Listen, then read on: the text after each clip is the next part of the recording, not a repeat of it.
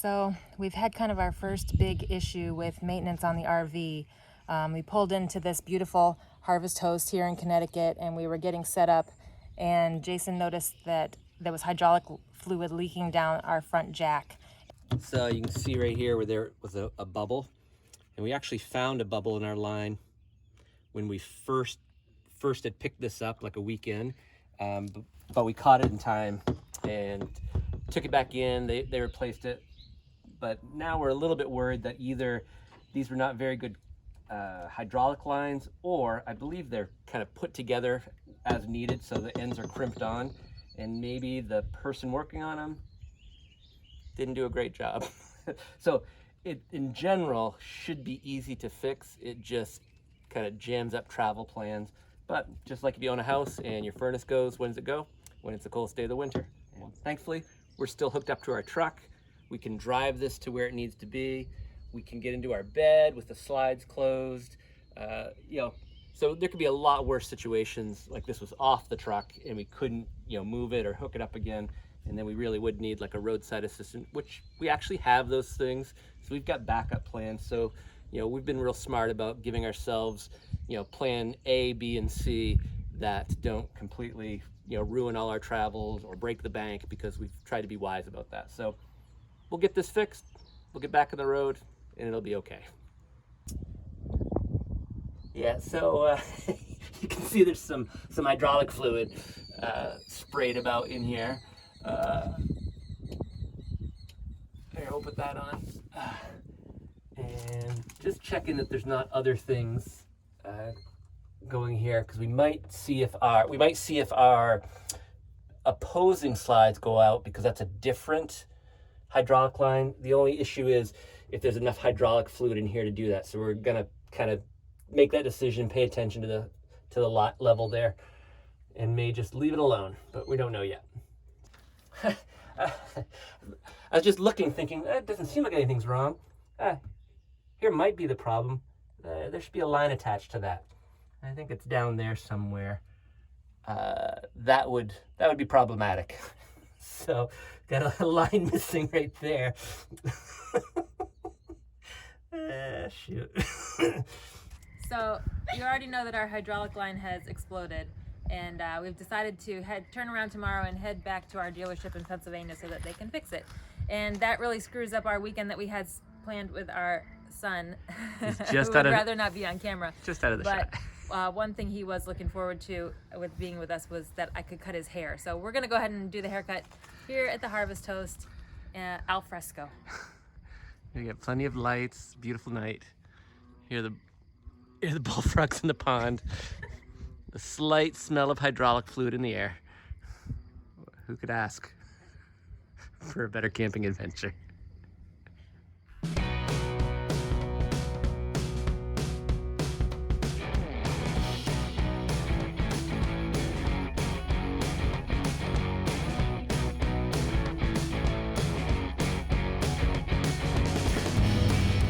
What would you say the key to driving an RV through New York City is, Jace? Avoid New York City. That's tip number 1. Tip number 2. Go a different way. Tip number 1. Tip number 3, go a different way. But actually, it's fine. It's just stop and go and slow. We drive in New York City an awful lot, so this doesn't really scare us. And but if you were new as an RVer, pulling something big, this would probably be just downright nerve-wracking.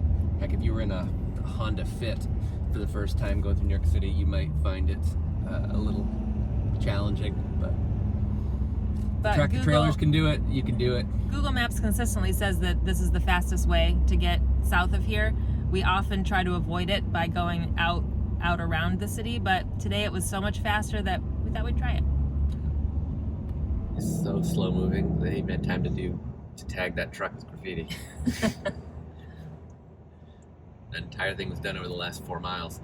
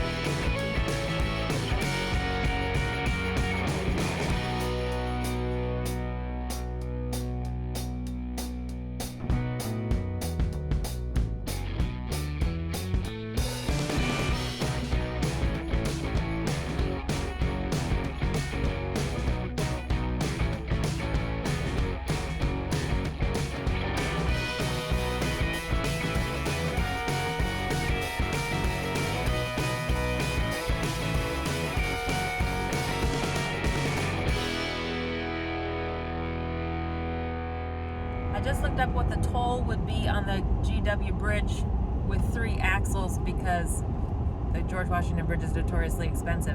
But I found that they only charge the toll one way. If you're coming from New York into New Jersey, there's no charge for the bridge, only if you're going from New Jersey into the city. So that could be a good hack. If you're coming south, take the George Washington Bridge, but if you're coming north, go around. That's why they call it the Garden State. Beautiful New Jersey.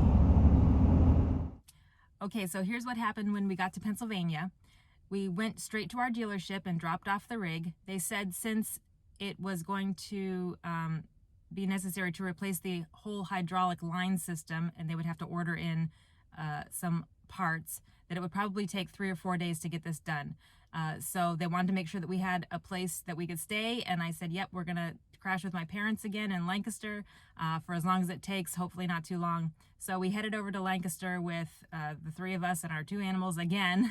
Thanks, Mom and Dad, for putting us up again.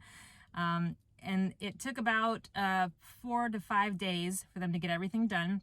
We had a list of other little things that needed to be repaired that they were ordering parts for, but we didn't want to wait for them to do that. We're going to make an appointment in September to come back and have them repair some little things that they need to order in, because they're not crucial for us to travel. So coincidentally, Bryn was supposed to move to her new apartment in Cambridge, Mass. The following week anyway. We were going to go get set up at Cape Cod and then come back to Lancaster a week later to get all of her stuff and move her. Well, this worked out kind of perfectly for us to just be in Lancaster for an extra week. We got her all packed up into the U-Haul, and on the day that the rig was ready, Bryn and I left in the U-Haul to drive her to Massachusetts. Jason went with the animals to the dealership to pick up the rig, and it turned out that they actually had to redo some things while he was there, and we ended up getting a new jack out of it because once they replaced the hydraulic lines and tested it, one of them was still faulty, so they had to replace the line again and replace the jack while Jason was sitting there with both animals in the waiting room for a few hours, which was not a fun day for him. But it all worked out. So we ended up taking both the U-Haul and the rig to a harvest host farm in Connecticut just for one night. And the next day we're going to head out and get back on track to Cape Cod.